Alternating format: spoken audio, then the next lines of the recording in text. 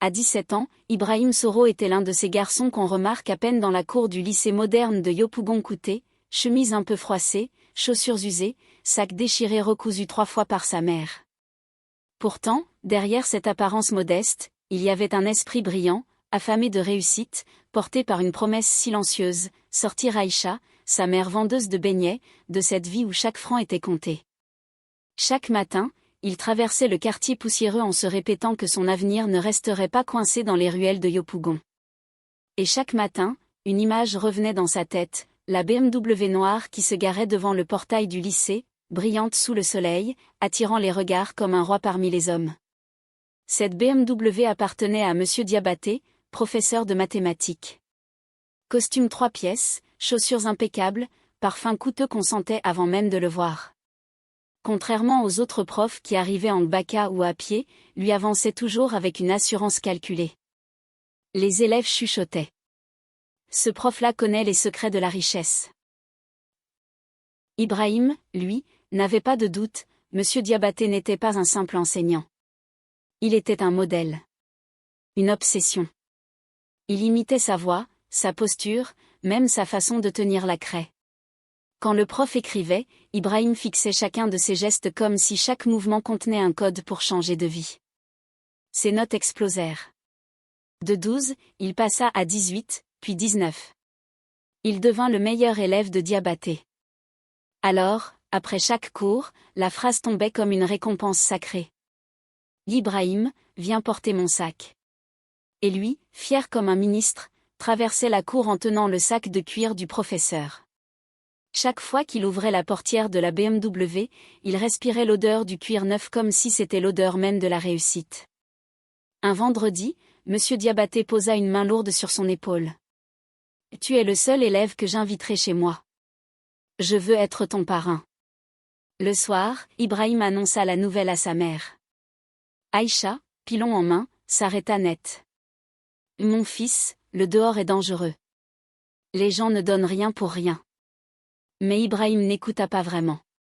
Entre excitation et un étrange frisson de peur qu'il n'arrivait pas à expliquer, il se prépara pour sa première visite dans la villa de Cocody. La porte venait de s'ouvrir, mais il ignorait encore ce qui l'attendait derrière. La première fois qu'Ibrahim Soro comprit que la vie ne lui ferait aucun cadeau, il avait 10 ans.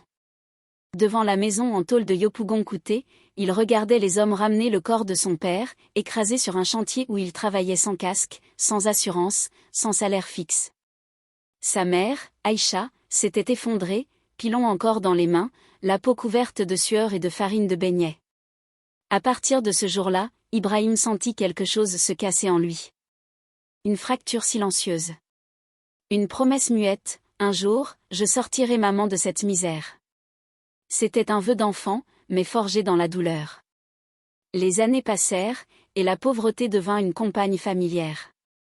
À 15 ans, alors qu'il aidait sa mère à compter les maigres pièces du jour, Ibrahim vit pour la première fois Monsieur Diabaté arriver au lycée dans sa BMW noire.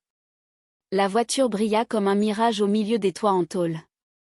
Les élèves se poussèrent pour regarder. Ibrahim resta figé. Les profs qu'il connaissait venaient en baka, mais lui avançait comme un ministre. Chemise repassée, costume sur mesure, parfum qui coupait la poussière de Yopougon. Pour la première fois, Ibrahim comprit que certains hommes avaient réussi à briser les chaînes invisibles du quartier. Cette image changea quelque chose en lui. Pendant des nuits, Ibrahim se demanda comment un simple professeur pouvait atteindre ce niveau. Il a trouvé le secret, pensait-il. Alors il décida de l'étudier, comme on étudie une équation difficile. Il observait comment il parlait, comment il expliquait, comment il marchait. Il répétait sa diction devant un miroir fendu. En classe, il levait la main pour chaque question, notait chaque détail. Peu à peu, son esprit se transforma, il ne voulait plus seulement être un bon élève, il voulait être un homme qui compte. Un homme que la vie respecte. Ibrahim se mit à travailler comme jamais. Tandis que sa mère se levait à 4 heures pour frire les beignets, lui révisait sous la lampe cassée qu'il bricolait avec un fil dénudé. Les voisins riaient, « Petit-là veut devenir savant. » Mais lui ne répondait pas. À 16 ans, il devint le meilleur élève du lycée. À 17 ans, il dépassa même les attentes de ses profs. C'est là que Diabaté commença à le remarquer, ses réponses, sa rigueur, sa manière de rester debout quand les autres se plaignaient du bruit ou de la chaleur. Ibrahim brillait. Enfin. Un jour, après un contrôle où Ibrahim avait obtenu la meilleure note, M. Diabaté l'arrêta en sortant de la classe. Son regard brilla d'un semblant de fierté ou d'intérêt. « Toi, tu iras loin. Je veux te suivre de près. » Ces mots restèrent plantés dans le cœur d'Ibrahim comme une graine brûlante.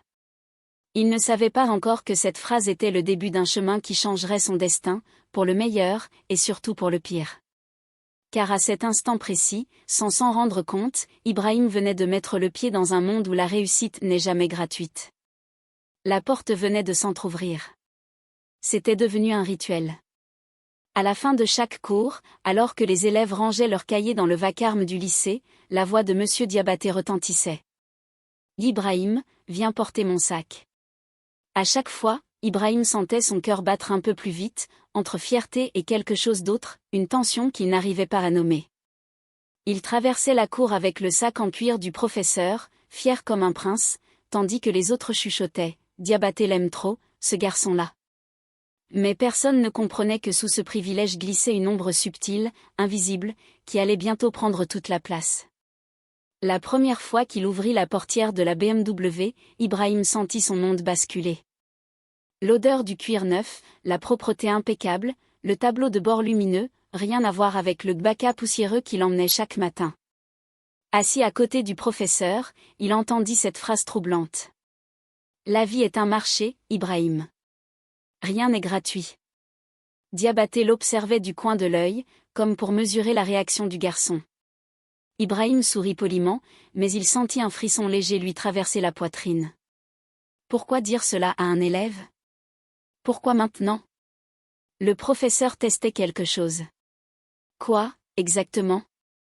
Cette phrase resta gravée dans son esprit. Pendant les jours suivants, Ibrahim n'arrivait pas à se concentrer sur les équations, il repensait à ce ton, à ce sourire énigmatique. Une partie de lui était fascinée, Diabaté parlait comme un homme qui connaissait des secrets. Une autre partie, plus enfouie, avait peur de ce qu'elle ne comprenait pas. Pourtant, l'admiration restait la plus forte. Ibrahim voulait plaire, voulait entrer dans le cercle de confiance du professeur. S'il fallait travailler plus, imiter plus, se montrer plus loyal, il le ferait sans hésiter.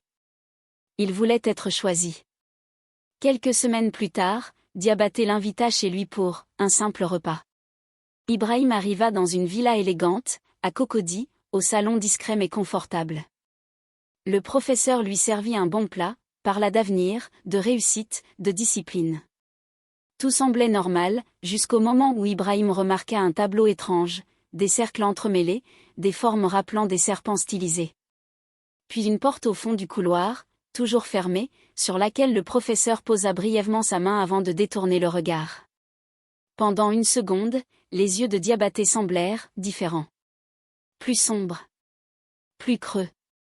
Au moment où Ibrahim se leva pour partir, Diabaté lui posa la main sur l'épaule et murmura. « Quand tu auras ton bac, je t'ouvrirai une vraie porte. Une porte que peu de gens méritent. » Le cœur d'Ibrahim bondit. Il ne savait pas si ces mots étaient une bénédiction ou une menace. En sortant de la villa, il sentit un souffle froid, comme si la maison l'avait observé. Il monta dans un gbaka pour rentrer à Yopougon, partagé entre fierté, excitation, et un frisson qui refusait de disparaître. Une porte allait s'ouvrir. Et il n'avait plus aucun moyen de reculer. Le jour où Ibrahim reçut son bac mention très bien, Yopougon-Kouté devint un village en fête. Les voisins criaient son nom, les enfants dansaient autour de lui, et sa mère Aïcha pleurait de joie en serrant le relevé de notes contre sa poitrine. Partout on disait, le fils d'Aïcha a cassé la baraque. Pourtant, tandis qu'on le félicitait, Ibrahim sentait quelque chose d'étrange, comme un souffle qui l'appelait ailleurs.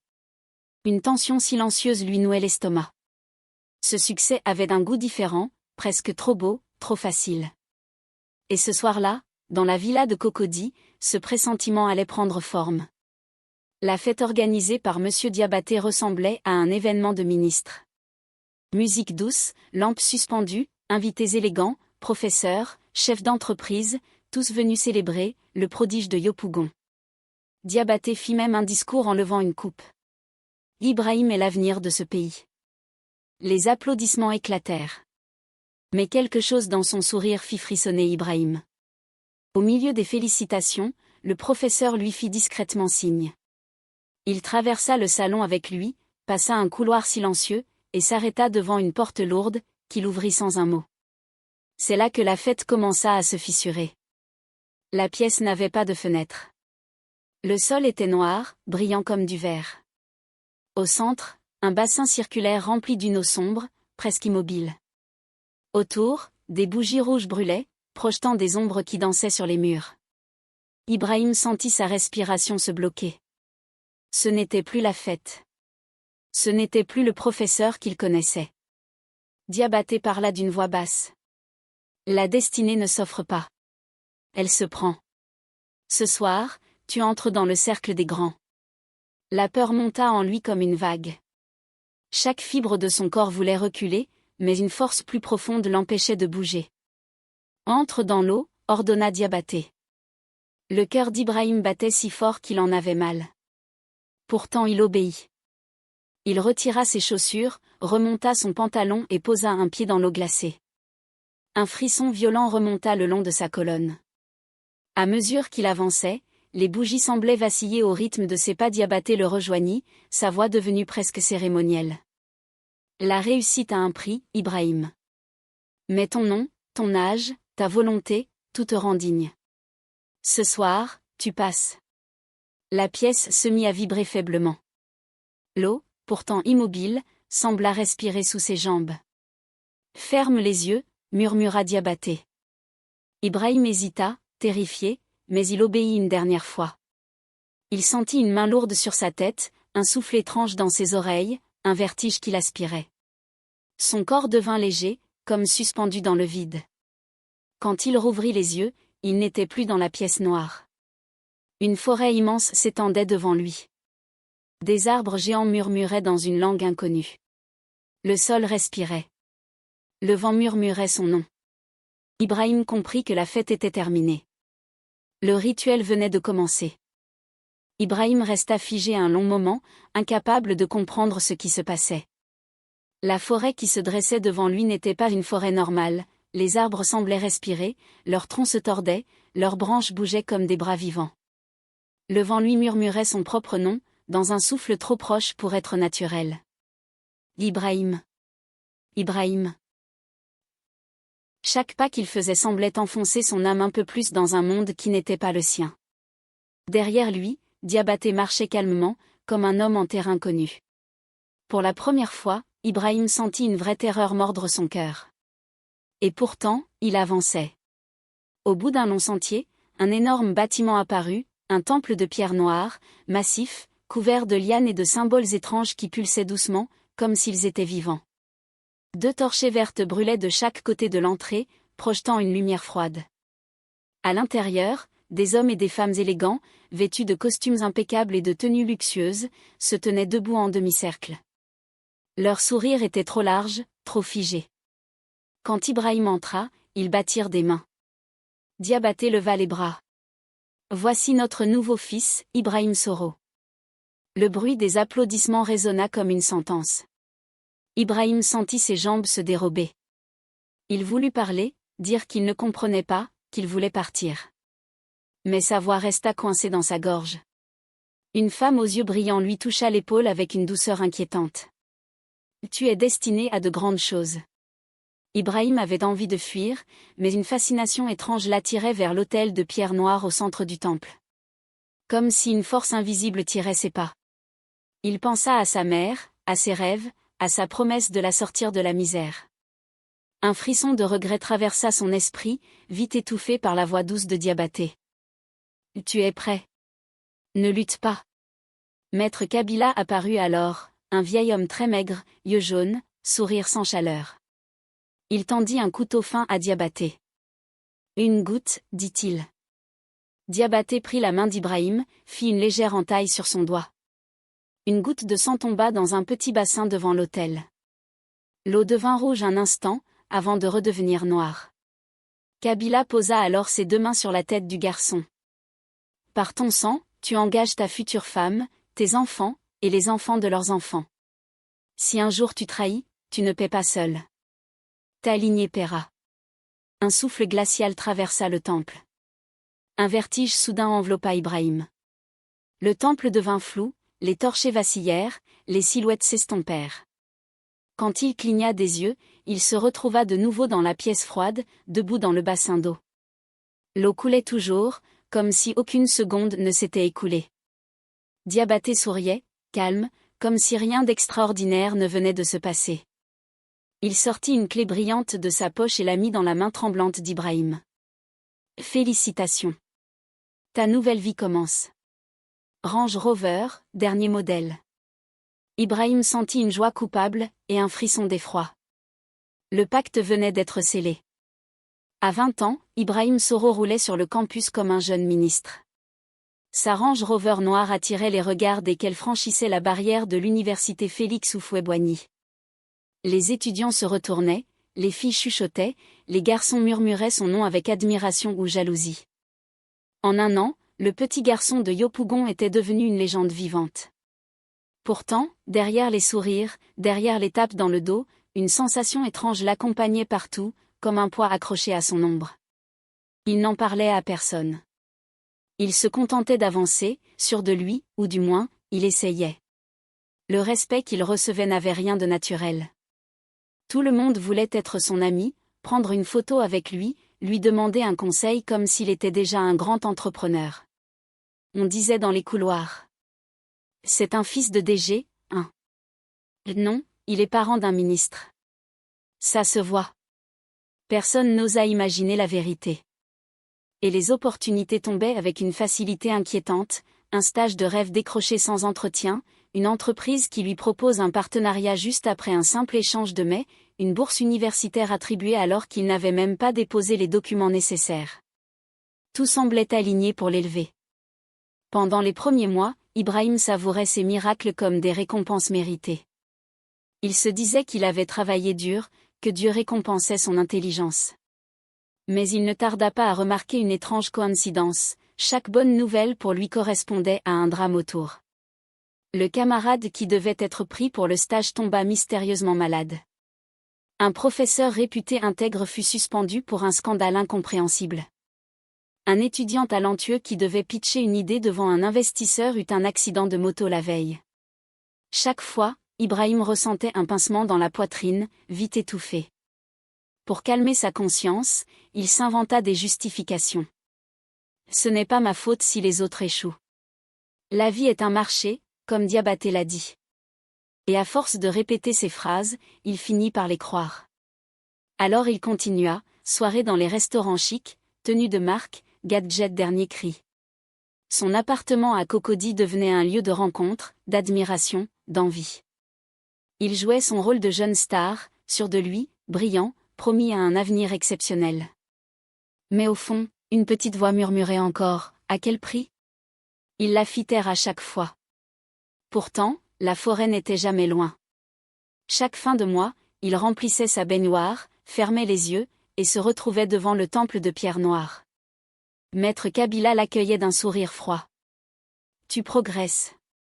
Le cercle t'observe. Continue. Ces mots résonnaient comme des ordres plus que des encouragements.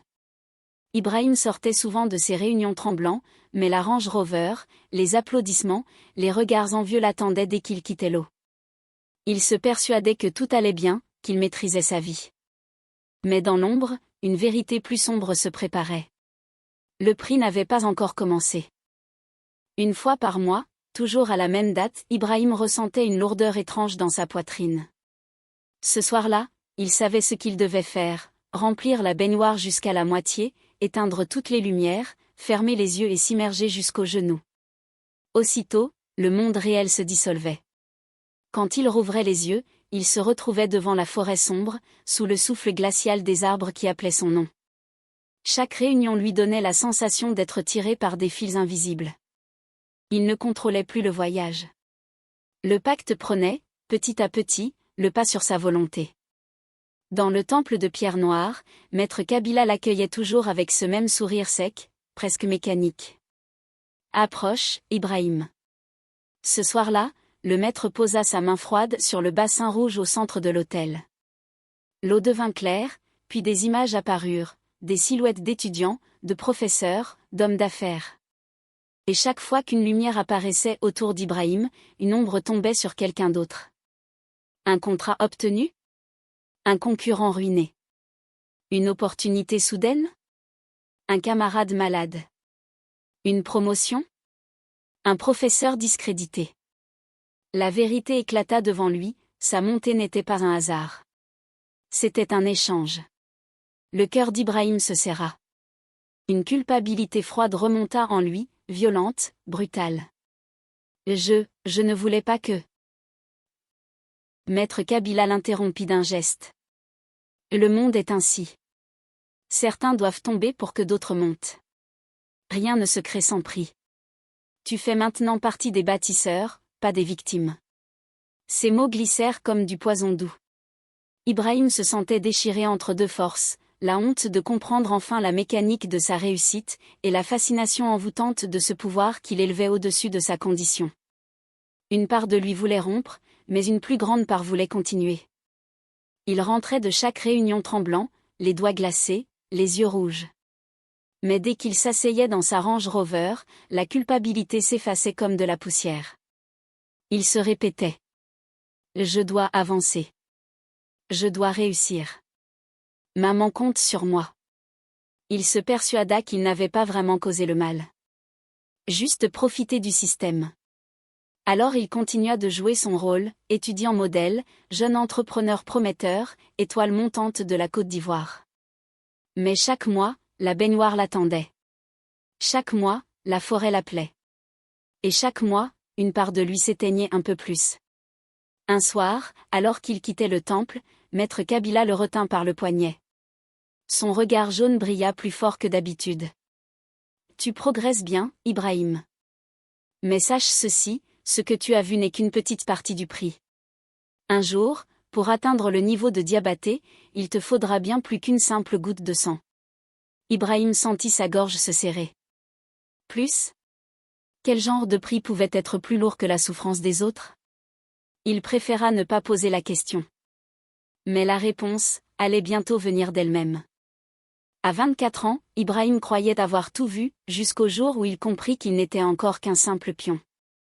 Lors d'une réunion dans le temple de Pierre Noire, il observa Diabaté debout près de l'autel, entouré, respecté, presque vénéré. Les autres membres se courbaient devant lui parlaient avec une prudence calculée. Ibrahim sentit son cœur battre plus vite. Lui aussi voulait ce pouvoir, cette influence, cette aura qui semblait repousser tous les dangers. Mais il voyait bien que quelque chose séparait Diabaté des autres, une force sombre, plus profonde, plus ancienne. Et Ibrahim la désirait, malgré la peur qui l'étouffait. Quand la réunion prit fin, il s'approcha de Maître Kabila. Le vieil homme l'observa longuement, comme s'il lisait dans son âme. D'une voix basse, Ibrahim demanda. « Maître, comment atteindre le niveau de Diabaté ?» Un sourire lent s'étira sur les lèvres du vieil homme. La question que nous attendions. Il guida Ibrahim vers un couloir sombre du temple. Une lumière verte pulsait au fond, comme un cœur vivant. Tu as donné ton sang, Ibrahim. Mais le sang seul n'ouvre pas toutes les portes. Pour entrer parmi les bâtisseurs majeurs, il te faut un pacte d'alliance. Un pacte, plus lourd que le premier. Ibrahim sentit un frisson glacial lui traverser le dos. Quel genre d'alliance? Maître Kabila s'approcha, ses yeux jaunes brillant dans l'ombre. Une femme de lumière. Pas une croyante de façade. Une vraie intercesseuse. Une qui prie, une qui porte le feu. Son âme sera ton pont. Ibrahim ouvrit la bouche, mais aucun son n'en sortit. Le vieil homme continua. Sa présence ouvrira les portes que ton sang seul ne peut ouvrir. Mais sache, sa douleur sera ta richesse. Ses larmes seront ton ascension. Ses pertes feront ta gloire. Une sueur froide coula dans le dos d'Ibrahim. Il comprit trop bien. Kabila posa alors une main glacée sur son épaule. Si elle meurt dans la souffrance, elle deviendra servante éternelle de notre autel. Une âme utile, une âme liée. C'est le prix pour atteindre les hauteurs. Ibrahim eut un réflexe de recul, mais Kabila le retint. « Tu veux monter, n'est-ce pas? Tu veux la protection que possède Diabaté? Tu veux que les portes s'ouvrent avant même que tu n'arrives? Alors choisis une femme de lumière et ramène-la. Le reste suivra. » Le cœur d'Ibrahim battait comme un tambour. Avidité et peur s'affrontaient en lui. Mais il hocha lentement la tête. Il venait de dire oui sans prononcer un mot. Alors qu'il quittait le temple, les mots du maître tournaient dans son esprit comme une incantation. Sa douleur sera ton pouvoir. Dans la forêt, les arbres murmuraient encore son nom, mais cette fois avec une tonalité nouvelle, comme s'ils attendaient déjà la femme qui viendrait après lui. En sortant de la baignoire, dans sa villa silencieuse, Ibrahim s'assit au bord du lit. Il se regarda dans le miroir. Ses yeux semblaient plus sombres qu'avant. Il savait ce qu'il devait chercher, une femme pieuse. Pure. Lumineuse. Une cible parfaite. La chasse commençait.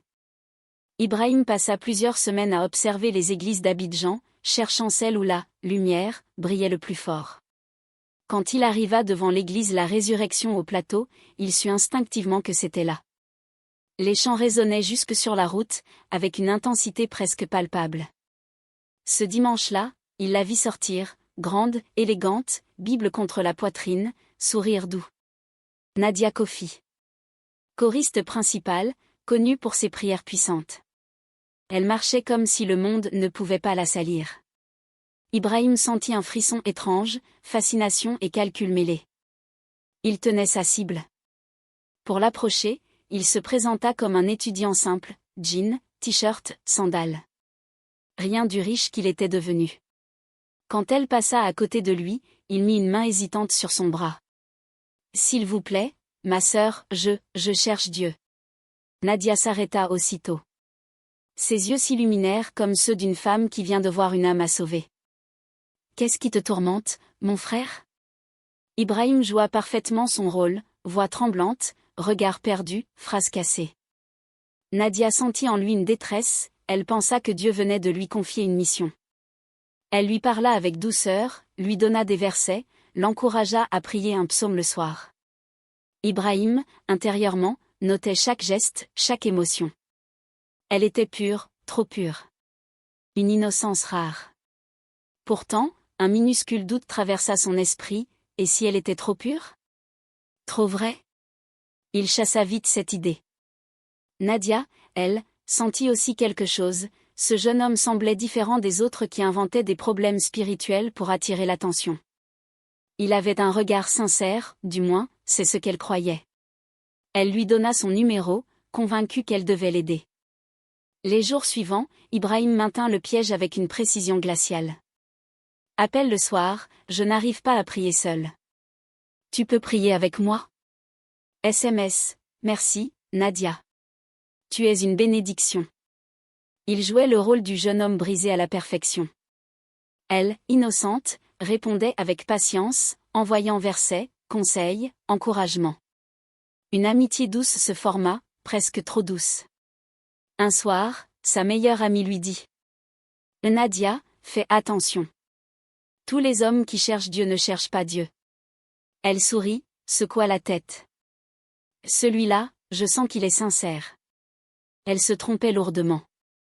Peu à peu, Nadia se surprit à attendre ses appels, à sourire quand son téléphone vibrait. Une chaleur nouvelle envahissait son cœur. Ibrahim, de son côté, réalisait que quelque chose dérapait, plus il parlait avec elle, plus une fascination inattendue naissait en lui. Mais il se rappela la voix de Maître Kabila. « Trouve une femme de lumière. Sa douleur sera ton pouvoir. » Alors il referma son cœur, étouffa tout sentiment. Cette douceur n'était pas pour lui. Elle était un outil. Un sacrifice potentiel. Et bientôt, les choses allaient s'accélérer. Les semaines devinrent des mois, et la voix de Nadia finit par devenir pour Ibrahim un refuge qu'il n'avait jamais anticipé. Chaque soir, ils parlaient jusqu'à ce que le sommeil les prenne, partageant leurs peurs, leurs petites victoires, leurs réflexions sur la vie.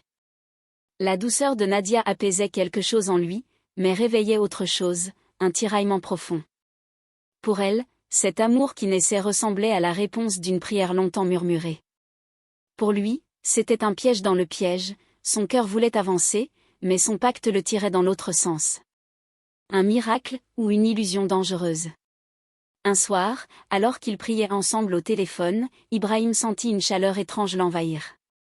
Nadia priait avec une sincérité qui transperçait l'âme. « Seigneur, guide-nous, protège-nous, éclaire nos pas. » Il resta silencieux un moment, bouleversé malgré lui.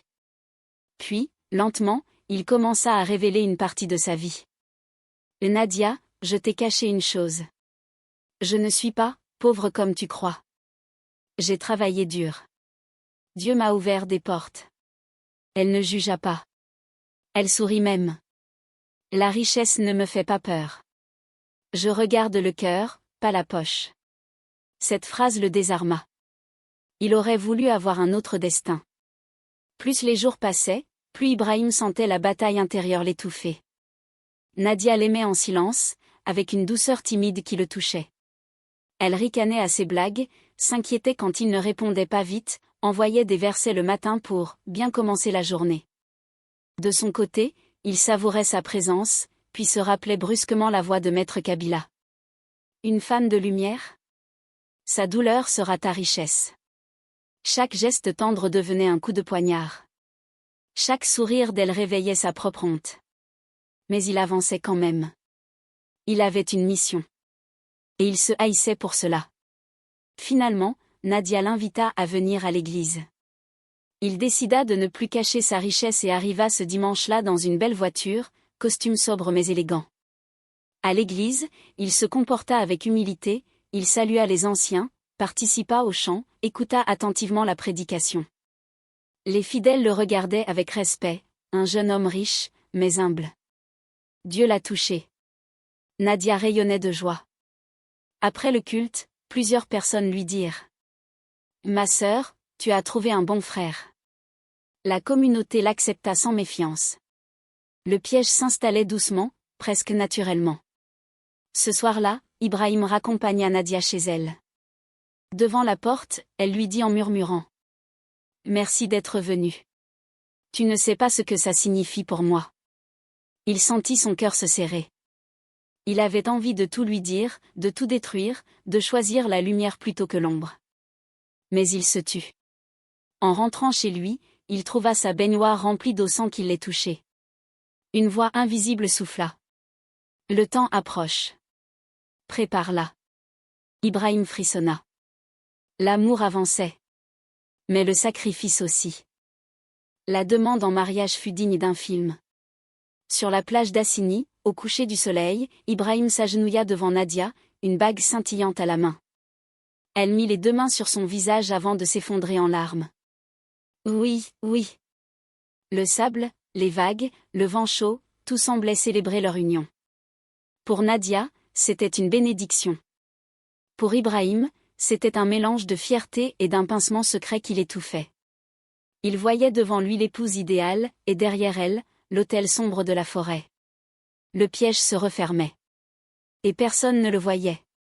Le mariage fut grandiose. Une villa éclairée à Cocody, un pasteur respecté, une chorale splendide, des invités vêtus de leurs plus beaux pagnes. Nadia resplendissait dans sa robe blanche, rayonnante comme une reine. « Vous êtes un couple béni », répétaient les invités. La cérémonie, les chants, les prières, tout vibrait d'un bonheur pur. Ibrahim, lui, jouait parfaitement son rôle de mari aimant. Mais pendant la réception, il croisa le regard de Diabaté à l'écart. Un sourire discret. Un hochement de tête. Comme un rappel silencieux du véritable moteur de cette union. Le vrai pacte venait seulement de commencer. Quelques semaines plus tard, Nadia annonça la nouvelle. « Ibrahim, je suis enceinte. » Il la souleva dans ses bras, jouant la joie parfaite. Pourtant, un frisson étrange lui traversa le corps, une partie de lui savait que cette grossesse n'était pas la leur, mais celle de l'autel. Nadia préparait la chambre du futur bébé avec une innocence désarmante. Elle chantait, elle priait, elle touchait son ventre avec une douceur infinie. Ibrahim observait, et se sentait déchiré. Il aimait cette femme. Mais il savait ce que la secte attendait. Et chaque sourire d'elle réveillait sa culpabilité enfouie. Au 4e mois, tout s'effondra. Un matin, Nadia tomba dans le salon, criant de douleur. Elle saignait, tremblait, appelait son mari. À la clinique, le verdict tomba. Fausse couche. Elle hurla, sanglota, pria, puis s'éteignit en silence, brisée. Ibrahim la serra dans ses bras toute la nuit, murmurant. On va surmonter ça, mon amour. Mais 2 jours plus tard, une lettre officielle arriva. Il venait d'obtenir une villa neuve à Bingerville et un contrat inattendu avec une grande société. Le lien était clair. Sa perte était sa montée. Et ce schéma venait de commencer. Nadia, affaiblie, se demandait ce qu'elle avait fait pour mériter un tel châtiment. Elle priait chaque nuit, demandant la force de recommencer. Ibrahim, lui, se regardait dans le miroir, les mains tremblantes. Il voulait croire que ce n'était qu'une coïncidence. Mais au fond, il savait. Quand Nadia tomba enceinte une 2e fois, il sentit un vertige, joie, mais surtout peur. Et quand la 2e fausse couche arriva, suivie d'une nouvelle promotion, il comprit que rien n'était fini. Le pacte prenait. Et la souffrance de Nadia n'était que le début. Les années suivantes furent un long tunnel de sang, de larmes et de nuits sans sommeil. Chaque fois que Nadia annonçait une grossesse, un souffle d'espoir traversait la maison. Elle posait la main sur son ventre, souriait timidement, murmurait des prières. Ibrahim jouait la joie, l'embrassait, promettait qu'ils allaient réussir cette fois. Mais au fond, un frisson glacé lui traversait toujours le dos. Il savait ce qui allait arriver. Et comme prévu, au 3e, 4e, puis 5e mois, tout recommençait, douleur, sang, cris, ambulance. Nadia s'enfonçait. Ibrahim montait. Le pacte n'épargnait plus rien. Après chaque perte, une récompense tombait dans la vie d'Ibrahim. Une promotion fulgurante dans une grande société. Une nouvelle maison offerte par un partenaire. Une connexion politique inattendue. Un projet financé sans même qu'il ne le demande. Il vivait dans l'abondance, dans le respect, dans l'ascension. Et à chaque bénédiction sombre, Nadia s'effondrait un peu plus. Elle commença à se réveiller en pleine nuit, haletante, couverte de sueur, jurant qu'elle avait entendu un bébé pleurer dans la villa. Une voix enfantine, lointaine. Puis des pas. Puis des murmures derrière les murs. Le pire, ce furent les ombres. Nadia les voyait glisser le long des couloirs, passer derrière elle dans les miroirs, s'accroupir dans les coins sombres de la chambre. Elle se retournait, criait, mais il n'y avait jamais rien. Elle commença à se sentir coupable. Peut-être que Dieu me punit, peut-être que je ne suis pas une bonne épouse, peut-être que je suis inutile. Ibrahim, lui, devenait de plus en plus distant, presque mécanique. Chaque réconfort qu'il lui offrait ressemblait à un mensonge récité. Au fond, il évitait son regard. Il savait que ses yeux cachaient une vérité qu'il refusait d'affronter. Les nuits devinrent des champs de bataille pour Nadia. Elle entendait des voix chuchoter son prénom dans l'obscurité. Nadia. Nadia, abandonne. Parfois, elle sentait une pression sur sa poitrine, comme si quelque chose s'asseyait sur elle. Elle priait avec plus de force, mais les attaques se renforçaient. Ibrahim, lui, se plongeait dans le travail, fuyant la maison dès qu'il le pouvait. Plus il montait, plus elle tombait. Il feignait de ne pas voir, répétant intérieurement. « Ce n'est pas moi. Ce n'est pas ma faute. » Mais chaque fois qu'une récompense arrivait, son cœur se serrait un peu plus. Un soir, après une nouvelle fausse couche, Nadia se regarda dans le miroir. Son visage était amaigri, ses yeux creusés, sa peau terne. Elle ne se reconnaissait plus. Un murmure derrière elle fit vibrer l'air. « Tu n'es plus seule ? Nous sommes là. » Nadia s'effondra sur le carrelage, sanglotant. Dans le salon, Ibrahim reçut un appel lui annonçant une nomination prestigieuse. Il resta immobile, téléphone en main, incapable de se réjouir. Ce soir-là, pour la première fois, il sentit que quelque chose venait de se briser définitivement en Nadia. Et il savait que le pire restait à venir. Après la dernière fausse couche, Nadia décida de ne plus rester passive. Elle se lança dans une guerre spirituelle acharnée, jeûne prolongé, nuit de prière, retraite sur la montagne, louange jusqu'à l'aube. Son corps était fragile, mais son esprit bouillonnait d'une détermination nouvelle. Une nuit, pendant une veillée, elle s'écroula au sol, secouée par des sanglots. Le pasteur s'approcha, posa sa main sur sa tête, et son visage changea brusquement. Ses yeux se figèrent, comme s'il voyait derrière le voile. La salle devint silencieuse. C'est à ce moment-là que la vérité éclata, brutale, implacable. Le pasteur parla d'une voix lourde, différente de sa voix habituelle. « Sœur Nadia ? Dieu me montre ton mari, à genoux devant un autel de pierre noire. Je te vois, toi, enchaînée, comme une monnaie d'échange. » Nadia ouvrit grand les yeux, horrifiée. « Pasteur, non, mon mari m'aime.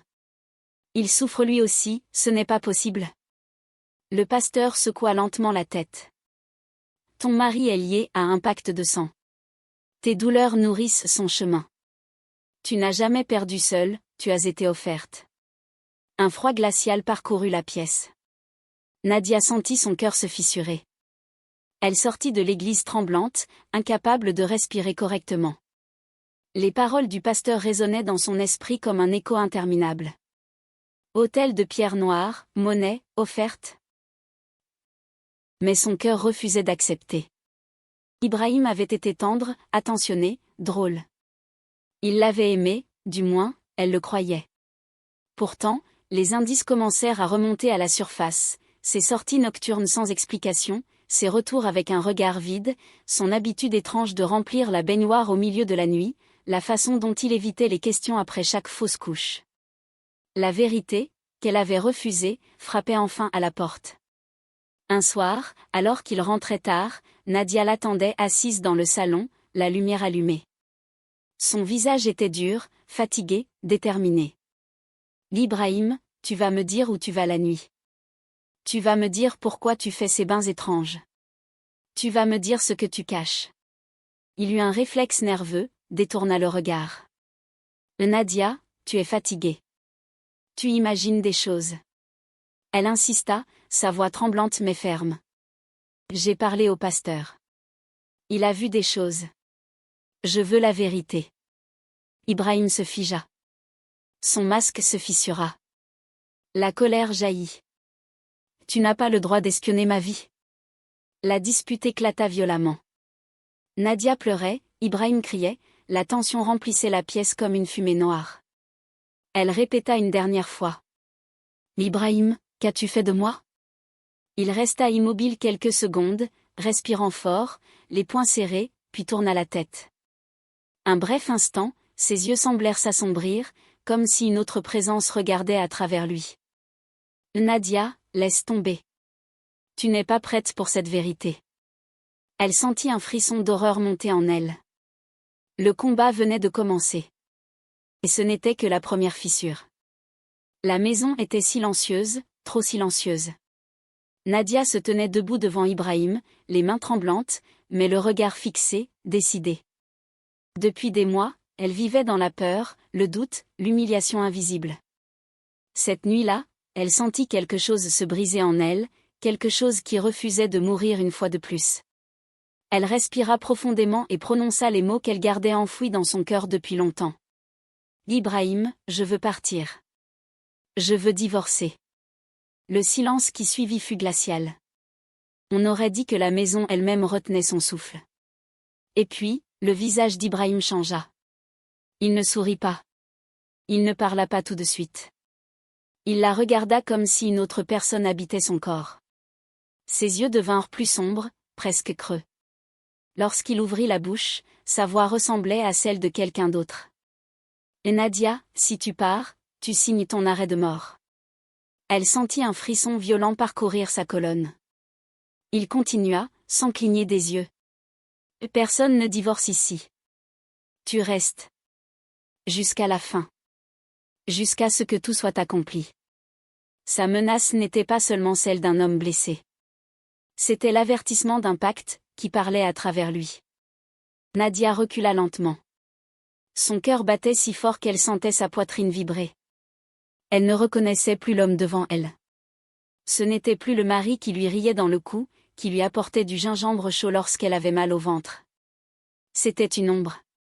Un porteur d'autel. Une prison. Elle sentit la panique monter, un vertige, une nausée. Mais au cœur de sa peur, une petite flamme brûlait encore, l'envie de vivre, l'envie d'échapper à la mort silencieuse qui lui volait ses enfants, ses nuits, son esprit. Pour la première fois, elle comprit, si elle restait, elle mourrait. Ibrahim s'endormit tard cette nuit-là, après avoir tourné dans la maison comme un lion nerveux. Nadia resta immobile, assise sur le bord du lit, attendant que son souffle se stabilise. Quand enfin il sombra dans un sommeil lourd, elle se leva doucement. Elle prit un petit sac, quelques vêtements, sa Bible, son téléphone, une photo d'elle enfant.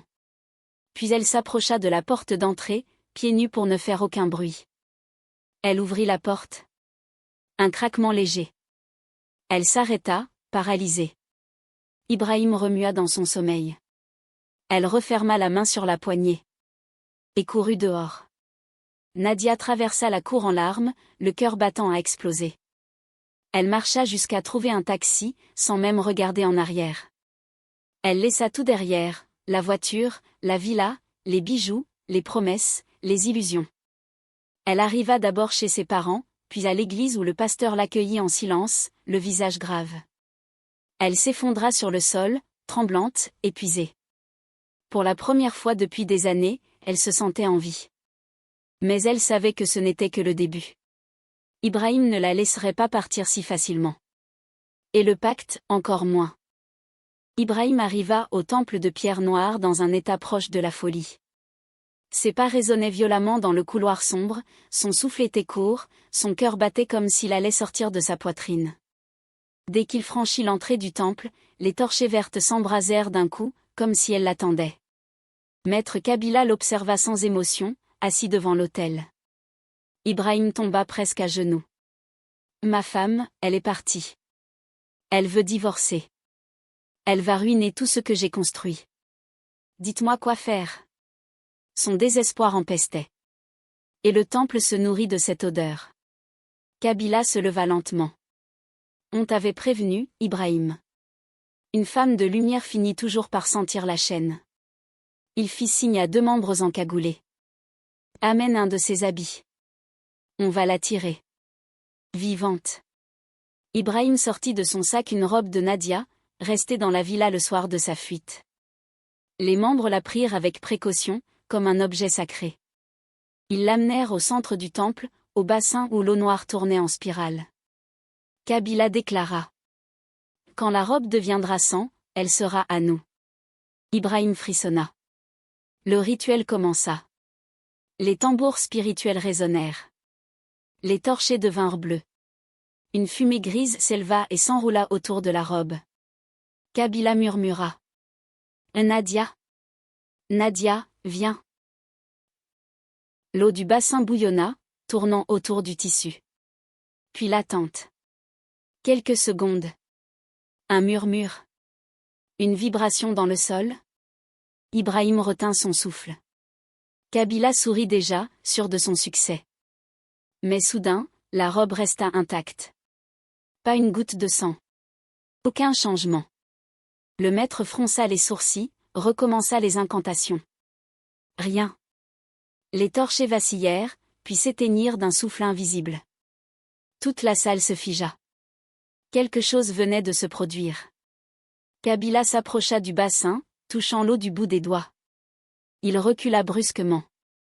L'eau était glacée, plus froide que la mort. Un des membres murmura. « Maître, pourquoi ça ne marche pas ?» Un silence lourd tomba. Kabila ferma les yeux, comme pour écouter une information invisible. Quand il les rouvrit, son regard était chargé d'une rage contenue. Elle est trop couverte. Trop protégée. Son Dieu est trop fort. Ses prières, ses jeûnes, ses larmes ont construit un mur. On ne peut plus la prendre. Il se tourna lentement vers Ibrahim. Ses yeux jaunes brillaient d'une lumière carnassière. Le verdict allait tomber. Kabila s'avança, son ombre s'étirant comme un serpent derrière lui. Sa voix devint grave, presque inhumaine. Quand la monnaie échappe au sacrifice, l'offrant paie à sa place. Ibrahim sentit le sol se dérober sous lui. Maître, non, vous aviez promis, elle devait, pas moi. Le maître sourit. Nous n'avons rien promis. C'est la loi du pacte. Ce n'est pas elle que nous prendrons. C'est toi. Les torchers se rallumèrent d'un vert maladif. Les membres du cercle s'avancèrent vers lui. Ibrahim comprit qu'il venait de devenir la nouvelle victime. Et il n'avait plus nulle part où fuir. À partir du jour où Kabila prononça la sentence, la vie d'Ibrahim devint un cauchemar permanent. Les premières nuits, il crut qu'il devenait fou. Des ombres glissaient le long des murs de sa villa, même lorsque les lumières étaient allumées. Des voix le réveillaient en sursaut, chuchotant son nom au creux de son oreille, se moquant de lui, l'insultant, riant d'un rire sec, inhumain. Il ne dormait plus. Il sautait au moindre bruit. Chaque fois qu'il passait près d'un miroir, une silhouette derrière lui disparaissait aussitôt. Le pacte qu'il avait servi pendant tant d'années, venait maintenant le dévorer. Puis la ruine commença. Un premier mail, son contrat principal venait d'être annulé, pour raisons internes. Un deuxième, une enquête était ouverte sur une société partenaire avec laquelle il avait travaillé. Un troisième, un décès brutal d'un investisseur clé, le laissant exposé financièrement. Les murs se resserraient autour de lui. Et un soir, une voix plus forte que les autres lui parla dans sa chambre. « Nous venons te chercher. Tu as échoué. Elle nous a échappé. Maintenant, c'est ton tour. » Ibrahim se recroquevilla, tremblant, incapable de respirer. La forêt le rappelait. Le temple l'attendait. Il essayait de prier, mais les mots mouraient dans sa gorge. Il essayait d'appeler Diabaté, mais son numéro était hors service. Il essayait de se convaincre qu'il pouvait encore s'en sortir, mais son corps maigrissait, ses yeux s'enfonçaient, ses mains tremblaient sans cesse. Chaque nuit, les voix devenaient plus agressives. Traître. Nourris-nous. Tu es à nous. Il n'était plus un homme puissant. Il n'était plus un membre du cercle. Il n'était qu'un sacrifice en retard. Alors, une nuit, au bord de la folie, il pensa à Nadia. À son innocence. À sa lumière. Et une pensée folle traversa son esprit. Peut-être que son Dieu peut encore me sauver. Le lendemain, dans un état misérable, Ibrahim prit un taxi et se rendit chez les parents de Nadia. Il frappa à la porte. La mère de Nadia ouvrit, et faillit refermer immédiatement. Ibrahim était méconnaissable, maigri, cerné, tremblant, les lèvres sèches, les vêtements froissés. « S'il vous plaît, laissez-moi la voir, juste un instant. » Nadia sortit, hésitante. Quand elle le vit, tout son corps se figea. Il tomba à genoux devant elle, les mains jointes, en larmes. « Nadia, pardonne-moi. Je t'ai détruite. J'ai lié ta vie à un autel. J'ai pactisé. Je suis en train de mourir. Amène-moi à ton Dieu. Je t'en supplie. » Nadia sentit son cœur se briser. Elle avait souffert à cause de lui. Elle avait perdu 5 enfants. Elle avait failli perdre la tête. Mais devant elle, il n'y avait plus un bourreau. Il y avait un homme détruit, un enfant terrifié, une âme au bord du gouffre. Elle posa une main tremblante sur son épaule. « Je ne sais pas si je peux te pardonner, mais je peux t'aider. Lève-toi. Nous allons à l'église. » Ibrahim éclata en sanglots. La lumière qu'il avait trahie devenait sa dernière chance. Mais la secte n'avait pas dit son dernier mot. Le chemin vers la délivrance ne fut pas un miracle instantané, ni une scène brillante comme dans les témoignages spectaculaires. Pour Ibrahim, ce fut une guerre. 3 ans de nuits blanches, de cris, de tremblements, de visions qui tentaient encore de le tirer vers la forêt. 3 ans où son corps se tordait au sol pendant les veillées, où sa voix changeait, où les anciens de l'église posaient les mains sur lui jusqu'à ce que le soleil se lève. Nadia assistait, silencieuse, le cœur serré, partagé entre compassion et douleur. Elle voyait l'homme qu'elle avait aimé se battre pour redevenir humain. La délivrance fut progressive, morceau par morceau. D'abord l'abandon de la richesse, Ibrahim vendit ses voitures, quitta sa villa, donna ce qu'il avait acheté avec l'argent impur. Puis le renoncement matériel, il brûla des objets liés à la secte, détruisit les symboles gravés, jeta les vêtements offerts par Diabaté. Enfin, La rupture définitive, il appela son ancien mentor. Ne me contacte plus. Je sors de tout ça. Je renonce à la forêt. La voix de Diabaté, glacée, lui répondit. Tu as signé ton arrêt. Tu ne dureras pas longtemps. Mais Ibrahim tint ferme. Il avait choisi son camp. Une nuit, lors d'une veillée de prière, Ibrahim s'effondra au sol, frappé d'une crise violente. Toute l'église se mit à prier. Il hurla, pleura, demanda pardon. Puis soudain, il se redressa, les larmes coulant abondamment, et cria d'une voix claire, libéré. Je renonce à la forêt. Jésus est Seigneur. Un silence sacré emplit la salle. Nadia tomba à genoux, secouée par des sanglots profonds. Pour la première fois depuis des années, elle vit dans ses yeux une lumière qu'elle n'avait jamais vue. Ibrahim était libre. Vraiment libre. Il commença alors à témoigner partout, avertissant les jeunes contre les pactes rapides. Pendant plusieurs mois, Ibrahim voyagea de paroisse en paroisse. Il racontait comment la richesse facile détruit, comment les autels exigent toujours plus que ce qu'ils donnent, comment les pactes séduisent avant de broyer. Les jeunes venaient en foule l'écouter. Certains pleuraient. D'autres renonçaient à leurs démarches occultes. Un soir, après une veillée intense au plateau, il prit la route pour rentrer. Il était fatigué, mais apaisé. Sur le siège passager, sa Bible était ouverte à un passage qu'il venait de lire. Dans un virage, la voiture glissa, frappa une barrière, fit une sortie de route.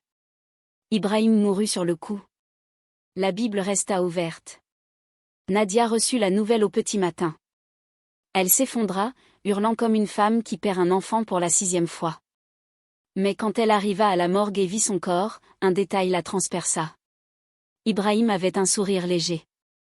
Un sourire de paix. Il n'était pas mort prisonnier.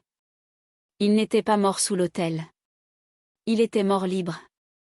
Nadia resta veuve. Stérile. Vide, mais vivante. Elle adopta un enfant abandonné et devint une voix forte pour avertir les jeunes femmes. Méfiez-vous des cadeaux trop brillants. Méfiez-vous des hommes trop généreux. Le dehors est dangereux. Elle pleurait encore, mais la paix commençait.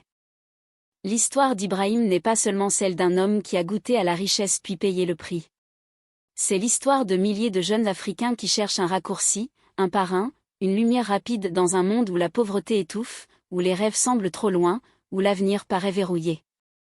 Ibrahim voulait tout, sortir sa mère de la misère, devenir quelqu'un, briller. Il a obtenu tout cela, mais pas gratuitement. Chaque bénédiction apparente avait un prix caché. Chaque promotion reposait sur la souffrance de quelqu'un d'autre. Et quand le pacte s'est retourné contre lui, c'est sa propre vie qui a été réclamée. Nadia, elle, a conservé ce qu'Ibrahim avait perdu, sa liberté, sa foi, sa lumière. Mais cette lumière lui a coûté 5 enfants, des nuits de cauchemars, des années de larmes.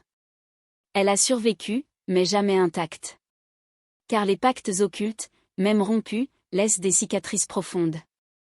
Et pourtant, beaucoup cherchent encore ces chemins rapides, un homme en BMW, une femme qui veut t'aider, un parrain généreux, un professeur trop poli.